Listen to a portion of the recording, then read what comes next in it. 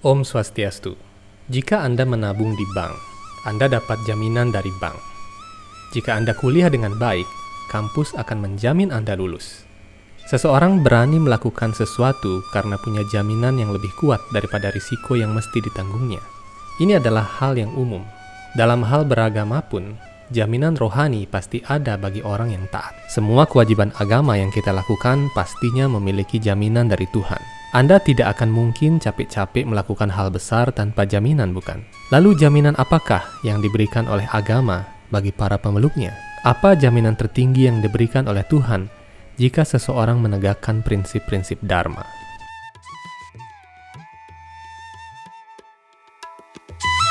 Apabila seseorang beragama, hendaknya ia beragama secara jujur.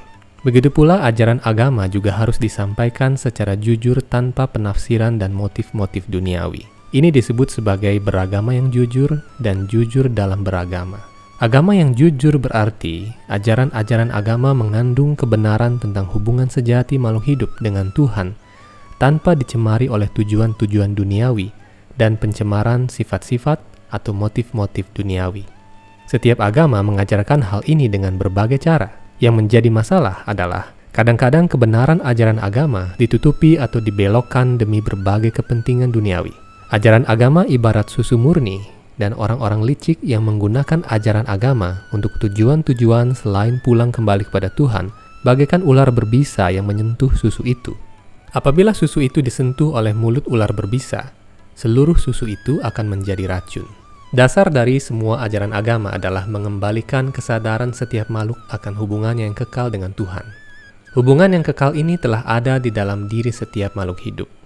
Sebab makhluk hidup adalah atma, jiwa atau roh yang merupakan percikan dari Tuhan. Karena ingin menikmati alam ini tanpa kehadiran Tuhan, makhluk hidup dicemari oleh sifat-sifat alam, sehingga melupakan hubungannya yang kekal sebagai hamba Tuhan. Walaupun makhluk hidup dalam kondisi murninya memiliki sifat rohani yang sama dengan Tuhan, makhluk hidup tidak akan pernah sama kedudukannya dengan Tuhan. Makhluk hidup bisa dipengaruhi oleh sifat-sifat alam atau maya, tenaga material Tuhan. Namun maya atau ilusi ini tidak akan pernah bisa menyelubungi Tuhan, sebab Tuhan adalah penguasa maya. Ini mirip seperti saat kita melihat matahari yang tertutupi awan. Walaupun kita melihat matahari tertutupi awan, sesungguhnya matahari selalu berada di atas awan, dan awan itu dikendalikan oleh energi matahari. Paham yang menyatakan bahwa makhluk hidup adalah Tuhan-Tuhan kecil yang terperangkap dalam badan maya adalah filsafat yang keliru dan tidak dibenarkan oleh para resi yang agung. Sederhananya, agama bukanlah hanya sebuah keyakinan yang bisa diyakini atau tidak sesuai keinginan seseorang. Sesungguhnya agama adalah pengetahuan, yakni pengetahuan tentang hubungan yang sejati antara makhluk hidup dan Tuhan. Apabila orang menganggap agama adalah sebuah keyakinan saja, maka keyakinan itu bisa berubah sesuai keadaan pikiran seseorang. Sekarang Anda yakin pada batu akik, tetapi ketika harganya turun, keyakinan Anda berubah ke barang lain. Namun karena agama adalah pengetahuan, maka siapapun yang tidak memiliki pengetahuan pasti hidup dalam kebodohan, dan itu adalah sebuah kepastian. Inilah sebabnya agama disebut sebagai dharma dalam Hindu.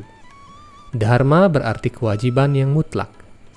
Kewajiban mutlak setiap makhluk adalah mencintai Tuhan. Inilah pengetahuan tersebut. Apapun label agama dan keyakinan yang Anda miliki kini, sesungguhnya inti dari semua label agama itu adalah bagaimana Anda mengenal dan mencintai Tuhan dalam nama dan wujud manapun yang Anda pilih. Dalam Hindu ada cara-cara untuk membangkitkan kembali hubungan dengan Tuhan yang kita lupakan.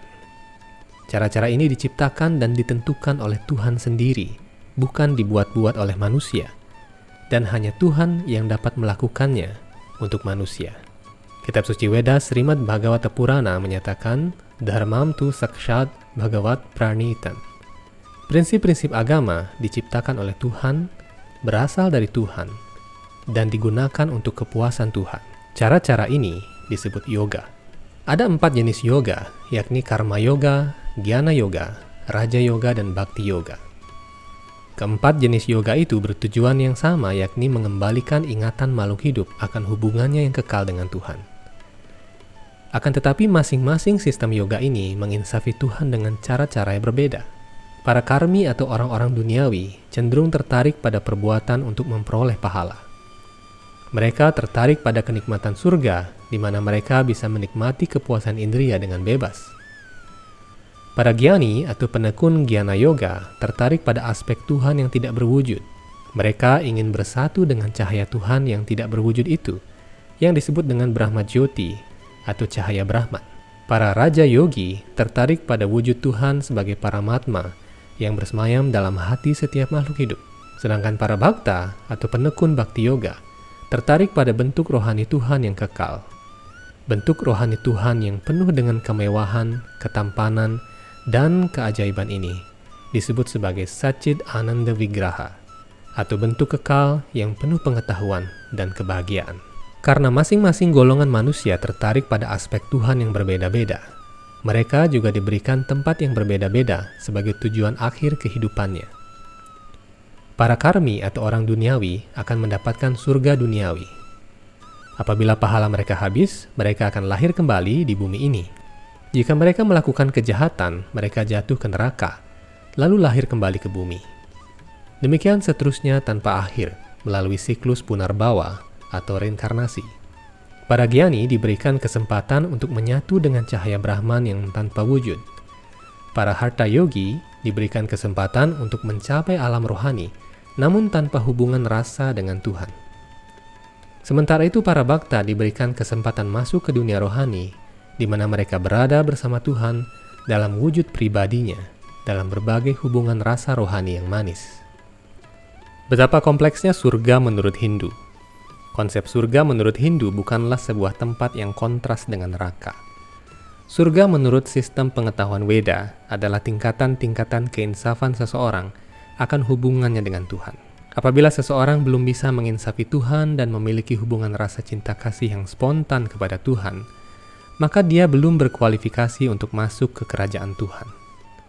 Sebagai gantinya, dia akan menikmati surga material dan akan dilahirkan kembali ke bumi untuk membangun lagi cinta baktinya kepada Tuhan lebih jauh. Mereka yang tidak percaya kepada bentuk pribadi Tuhan tidak dapat memasuki dunia rohani yang kekal, penuh dengan keanekaragaman, warna, bentuk yang indah, dan kehidupan rohani yang menakjubkan dan kekal. Mengapa demikian? Karena mereka menginsafi Tuhan yang tidak berwujud dan tidak bersifat, sehingga mereka belum bisa membangun hubungan rasa rohani dengan Tuhan. Tanpa membangun hubungan cinta kasih rohani kepada Tuhan, seseorang tidak akan pernah bisa berada di dunia rohani, di mana Tuhan bersama rekan-rekan kekalnya tinggal. Sebagai gantinya, mereka ditempatkan di Brahma Jyoti, atau cahaya rohani Brahman yang memancar dari tubuh Tuhan sendiri. Pengetahuan tentang dunia rohani inilah yang tidak diketahui oleh manusia, apalagi umat Hindu sendiri. Padahal Tuhan telah berjanji bahwa siapapun yang setia dalam prinsip-prinsip Dharma akan tinggal bersamanya di alam rohani ini. Tuhan Sri Krishna bersabda dalam Veda Bhagavad Gita, "Manmana bhava madbhakto madhyaji mam namaskuru, mam evasyasi yuktwaivam atmanam matparayanaha." Berpikirlah tentangku senantiasa, jadilah penyembahku, bersujudlah kepadaku, dan menyembahku. Dengan berpikir tentangku sepenuhnya secara khusyuk, pasti engkau akan datang kepadaku. Natad bhashate suryo, na shashanko na pavakaha, yad gatva na nivartante, tad dhama paramam mama. Tempat tinggalku yang paling tinggi itu tidak perlu diterangi oleh matahari, bulan, api, maupun listrik. Orang yang mencapai tempat tinggal itu tidak pernah kembali lagi ke dunia material ini. Kembali ke pembahasan di awal, dunia rohani adalah jaminan bagi setiap orang yang tekun di jalan Dharma.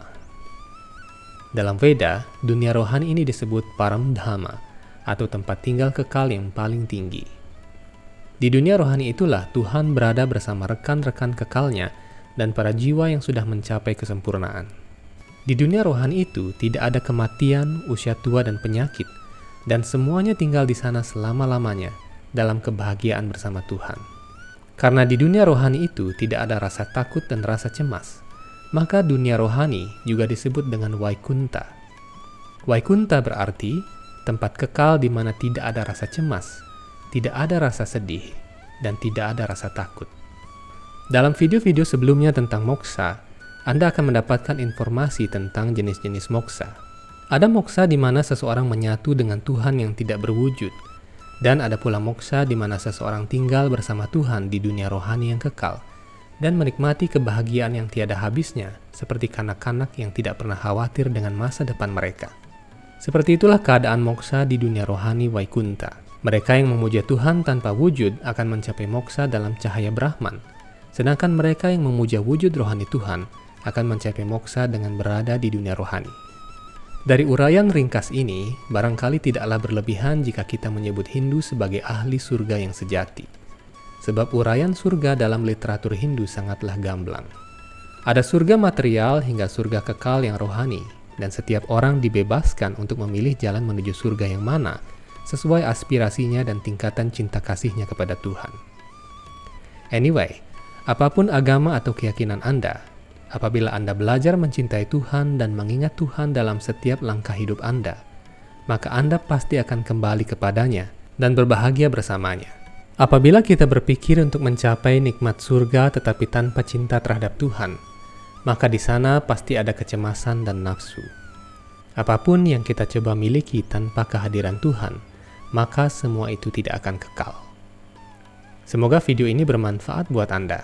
Sampai jumpa dalam video-video selanjutnya hanya di Hindu Times Channel. Om Santi Santi Santi Om.